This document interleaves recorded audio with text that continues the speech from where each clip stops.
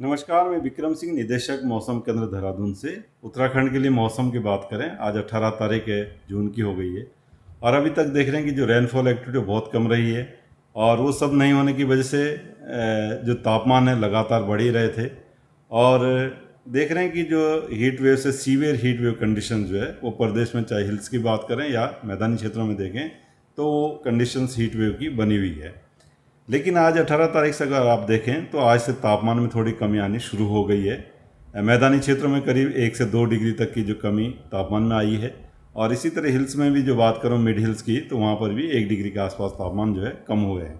जहाँ तक अंदर के डिस्ट्रिक्ट की बात है, उत्तरकाशी, चमोली, पिथौरागढ़, रुद्रप्रयाग या बागेश्वर, तो उसमें तो आप देख रहे हैं कि आज जो रेन थंडरस्टॉर्म एक्टिविटी वहाँ पर चल रही है और वहाँ तो तापमान जो है 3-4 डिग्री तक भी कम होंगे और उच्च हिमालय क्षेत्रों में तो और भी 5-6 डिग्री तक की कमी तापमान में आएगी। तो ये पहली जो थोड़ी राहत है आज से वो देखने को मिल रही है कि टेम्परेचर कम होने शुरू हुए हैं। कल आप देखेंगे जो रेन थंडरस्टॉर्म एक्टिविटी, पश्चिम विक्षोभ एक थोड़ा सक्रिय हो रहा है, उसकी वजह से जो रेन थंडरस्टॉर्म एक्टिविटी वो पूरे प्रदेश में ही जो है करीब करीब अनेक जगहों तक में वो मिलने वाली है 19 तारीख में। तो जब ये एक्टिविटी रहेगी तो इसकी वजह से आप देखेंगे जो तापमान है इसमें और जो कमी आएगी, 4-5 डिग्री तक मैं ऑन एन एवरेज बोलूँगा कि इतना कमी टेम्परेचर्स में कल जो है वो आ जाएगी। तो मैं समझता हूँ कल तो हीट वेव कंडीशन या इस तरह की चीज़ें ख़त्म हो जाएंगी।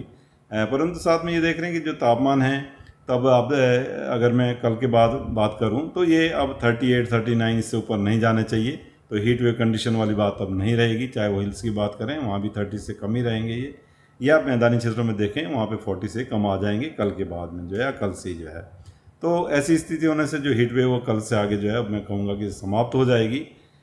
और कल के बाद जो बारिश आगे भी वो स्कैटर्ड एक्टिविटी में कहूँगा कुछ जगहों तक में हिल्स में आगे भी वो मिलती रहेंगी। तो तापमान अब थोड़ा कंट्रोल होना चाहिए, कम हो जाना चाहिए। 40 से नीचे, जैसे मैंने बोला कि 38 से नीचे मैदानी क्षेत्रों में रहने शुरू हो जाएंगे कल से। और इसी तरह जो हिल्स में बात करूँ तो वहाँ पर भी 28 से 26 के आसपास की रेंज में वो आ जाएंगे। तो ऐसी स्थिति रहेगी। इसके अलावा जो रेन थंडरस्टॉर्म एक्टिविटी है कल के बाद फिर परसों से तो थोड़ी कम हो रही है। स्कैटर्ड एक्टिविटी आगे 3-4 दिन आपको हिल्स में देखने को मिलेगी। और जहाँ तक फिर एक्टिविटी जो बढ़ेगी वो 24-25 से दिख रहा है कि 24-25 से जून से जो है जो रेन थंडरस्टॉर्म एक्टिविटी प्रदेश में वो फिर ज़्यादा होंगी।